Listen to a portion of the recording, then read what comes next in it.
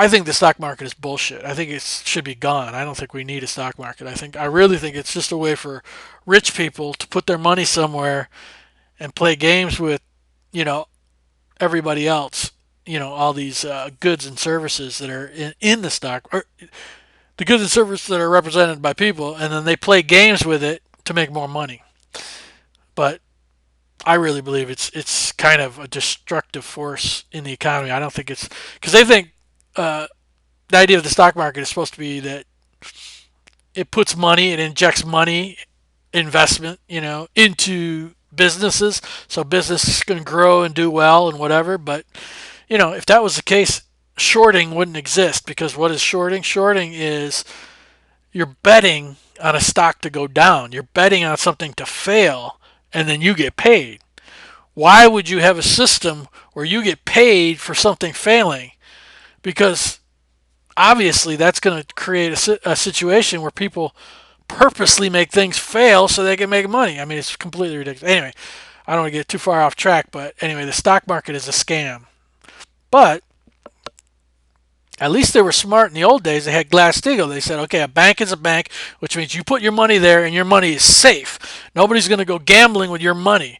It's going to be there. So if there's a big problem with the bank or whatever, you go and you get your money out. You don't have to worry about it. And also in the old days, well, I call it the old days. I don't know. When I was younger, um, I could stick some money in the bank and I could get 10% interest on it. I mean, that's kind of like in the 401k era. You didn't have to go into the stock market. You could actually get a bank, like well, they have IRAs, they have all these different things. But in the old days, you could get some good interest rates. I mean, 5 would be like a low rate, but you could actually get, 7, 8, 9, 10. And that's how you could save money because if you have your money compounding and you're getting like 5%, let's say, I mean, by the time you get to be an old man or old woman or whatever, you you have a pretty big chunk of change sitting in the bank. But what happened under Glass-Steagall, or not Glass-Steagall, but as we go down the years, is they've destroyed the interest rate, so you can't get nothing now. So at the same time as this is going on, they decided, well, just like the credit card scam, where they decided, oh, you know what, we're gonna have people start getting into debt. So in other words, they knew they weren't going to pay people. They knew they were sending the jobs overseas. So they said, how are we going to have these stupid Americans, and how are we going to continue to destroy the middle class? Hey, let's have credit cards so these people just go into debt and they can never get out and they keep paying us money. And then, obviously the interest rates on those go, like you can't get, nowadays you can't even get a 2% loan really, or a 2% CD or anything like that on your, to make a little bit of interest, but they can still charge 26% interest on a stupid credit card. I mean, it's completely insane. Uh, and there's people that literally have credit card loans that are just outrageous. They're never going to pay it off. So they did the same thing with college. When I went to college, I went to the Army. I got the college fund. I went to 4 years of college. I got an engineering degree.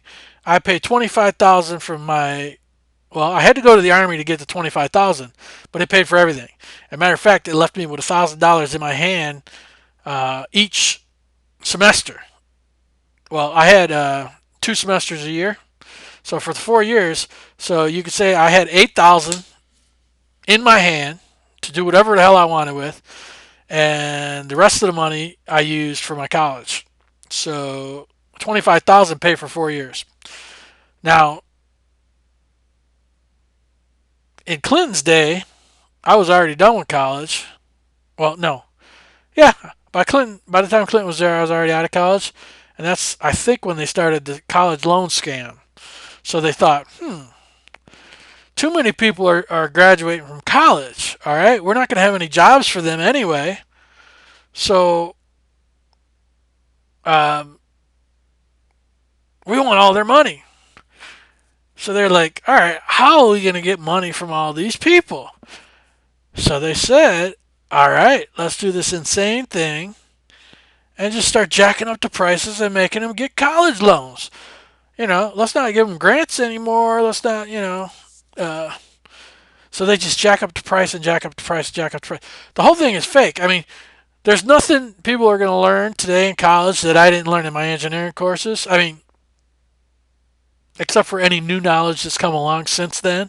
But the core basic stuff that you learn in a bachelor's degree is pretty much the same even today. So, in other words, those teachers aren't any better today.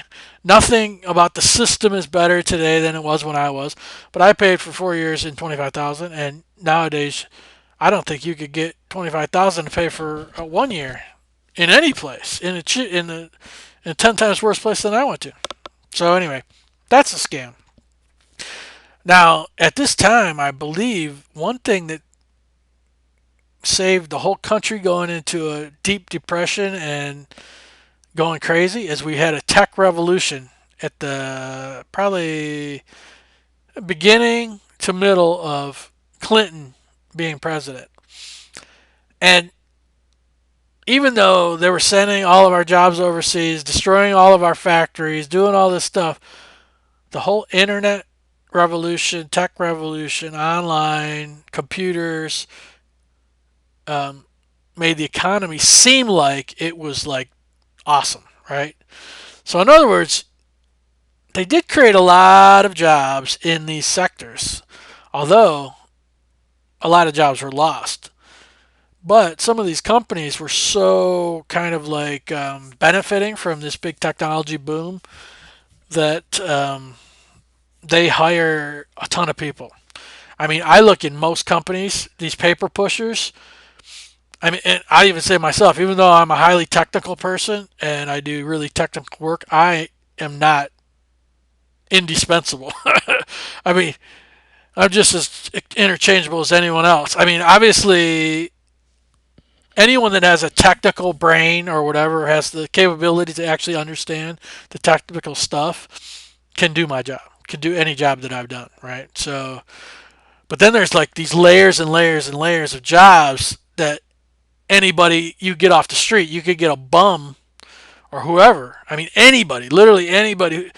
I I don't like that I just said bum because a lot of these people who are on the street are very. I mean, some of them could be smart. Some of them could have been doctors, whatever. At some point, now they're just been destroyed by this economy. So I would say even if somebody never went to school that much, didn't understand a lot, whatever, could do half of these jobs in corporate America because it's just pushing papers around. It's so fake, and a lot of it is also just salesmanship. So in other words, everybody who works is a salesman. I mean, the whole interviewing process, even though like my field is technical, I don't want to get I don't want to get too much on a tangent, but my field's technical, and even in my field, every single moron is a salesman, right? Because every middle manager and upper manager and HR guy interviews you as if you're a salesman. You're trying to sell to them yourself, right? And those people have no clue technically what to ask. I mean, half the questions they ask you, they don't even know the answers to. They're just looking at you to give them the salesy answer and try to schmooze them over. But anyway, we got this scam of the college loans that came along. We had the tech revolution that came along, and that helped the economy. But it was pretty much had nothing to do with all these policies and the billionaires trying to rip everybody off and stuff. But it did kind of like to let this thing get a little bit of an actual increase in economic benefits, and obviously it helped the whole world. Um, um, so the next thing that came along was a mutual fund scam. Now this is related to the 401 scam. The 401k was more kind of like you could do stocks, bonds, or just your own things. This mutual funded scam is more just only with stocks or some stuff like that. So and it was outside of your company too. So it was more like just being a person, just being a normal guy. I could be a day trader. Ooh, I'm so cool. I'm a day trader. I'm in here playing the market. I'm doing my little whatever with the market. So these mutual funds and just messing around with the stock market was just to get everybody involved. See, because as you go along here, what you'll realize is that the billionaires have decided, oh, People have good jobs in the 60s. People have a house in the 60s, bought and paid for, a family house. At least one person in your family had a house that you could go to and you could just be like, oh my God. You know, if anybody had a real bad time, like in their personal life, they could always go back to the family house and have somewhere, to live. Now that's over. I don't even know anybody who has a bought and paid for family house, really. I mean, the middle class has been just gutted.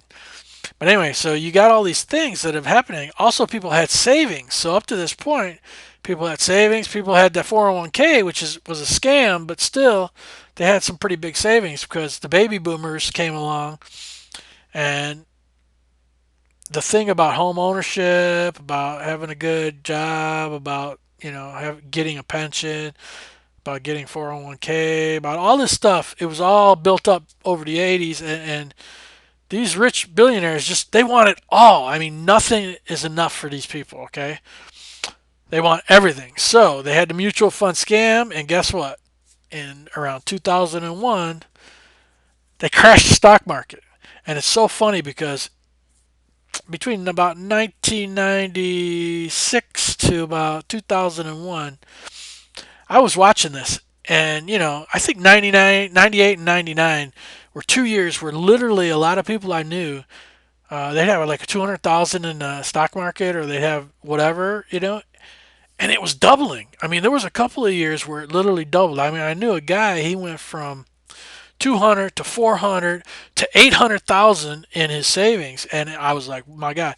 So I thought, oh, okay, this can't keep going up. I mean, this is obviously somebody is blowing up a bubble, and who knows what's going to happen, but it can't keep going up. So I told a lot of people, and I wish I would have done it myself, even though I did buy a little bit of gold. I told them at the time, buy gold, buy gold, buy gold. Take half of it, right? You've just doubled it, a couple years in a row, and then not totally doubled, but actually 50% or something on other years. So, I mean, like I said, I knew a guy that went, oh, I think he started out, my roommate, I think he started at about 200,000 total after like working in a place for 10 years, literally 10 years, and just squirreling a little bit away. He added about up to 200,000. He's so happy. By the time, it was like year 2000 or something, he had told me he was over a couple million, 1 million, maybe close to 2 million. And I told him, take half of it, take it out, right, and put it in gold. Buy gold. Buy actual gold coins, actual gold that you get in your hand. Because at that time, believe it or not, gold was $250 per ounce. Now, I think it's in the thousands. I don't know. I know it went up to 2,500 at some point, which is 10 times more than it was when I told people to buy it. But I mean, obviously, anybody that bought gold or took half of their savings, um, between 5 and double or 10 times their money, depending on if they hold it or sell it. And I think gold is still going up, so I don't know. I won't recommend any stuff to anybody on this call or on this video, but I think gold you can still get into it because the whole market, I think is going to crash. I don't know if it's going to go to a gold standard or not, but so anyway, that was a mutual fund scam. That was a stock market scam. And so what happened was a lot of people lost their ass. Okay, this whole thing, the 2001 stock market crash, that was planned. Okay, that was planned because they got everybody into mutual funds, 401ks, whatnot, and they took your money. They took half of your money. Even though, like I said, some people doubled it and doubled it. That was so they could take everything from their life and say, "Oh, I'm putting all my savings in here. I'm putting all my money in here. I'm gonna sell my house. I'm gonna put it in the stock market. I'm gonna do." But not everybody was that stupid. So some people kept their house, and some people kept some stuff, but they lost a lot. And but the thing is, the money didn't disappear. It went to the billionaires. The billionaires always win. They always get all the money. Everything always shifts up to them because they've rigged the whole system. Then, um, to kind of, they realized that the tech revolution kind of was fizzling out, and they needed an event. So all of a sudden, 9/11 happens, right? Then they got this fake war on terror. Now, this is just like the fake war on drugs that I brought up earlier. So, the fake war on drugs is kind of a way where they're stealing your money on one end, then they're scaring the shit out of you on the other end. So, in other words, you got like all these war on drugs people kicking down your doors, doing some weird stuff, coming in, just making you, because through the probably 30s to the 60s, life was pretty damn good in America. Okay, pretty good, and they don't want that. See, because when people are when the middle class is really strong and really doing well, the billionaires start getting scared, and that's what happened also in the Clinton area. So this is kind of like what happened was this tech revolution happened, and people were all of a sudden getting happy again. So it's kind of like in the 60s, people were getting a little bit happy, then they did all this stuff, to kind of scare them with the Iran hostages and the stagflation and the gas. But then, things started getting terrible again, and then things started getting good again, right? So then they had to do this more, transfer of wealth, right? And try to make things all bad again. So now we got a war on terror. There's alerts. I remember these alerts every day or every other day. You'd have these alerts popping up. Oh my God, terror warning. Blah, blah, blah. So then they're starting wars all over the country or all over the world. They're torturing people. They're having mass surveillance. So this whole tech revolution turns into like the Orwellian tech nightmare. They start surveilling every single person on the planet, essentially. And then even under Bush, so there was more tax cuts for the rich. So it's kind of like all this time they keep like benefiting the rich. Everything's going to the rich. Less and less jobs, less and less everything. They're stealing. They're literally stealing everything. They're stealing people's savings. They're stealing people's they're sticking them in the stock market to fake them out to think, oh, you're going to get rich fast. You don't have to work. You just have to get rich, right? So they're stealing your money. They're making you put it in the stock market. Then they had the .com. That was another scam. So you got these .coms. Oh my God, you're going to make millions of dollars. Here's some more stuff to throw your money into. Then they crashed that. 2008 rolls around and they're like, oh, okay. All you people put your money in the stock market. We did the mutual fund scam, right? Took some money right there. Now we did the .com scam and we're going to steal more of your money. So this 2008 comes around. We crashed the whole economy. Everything crashed, dead in the water, right? These banks are running around doing all kinds of crazy shit. I mean, because of the Glass-Steagall that went away, banks were now in the stock market. They weren't lending money to people. They weren't doing what they were supposed to be doing. They were just like trying to make money off of money. Nobody was doing anything that they were supposed to be doing. There was not manufacturing in the country or whatever.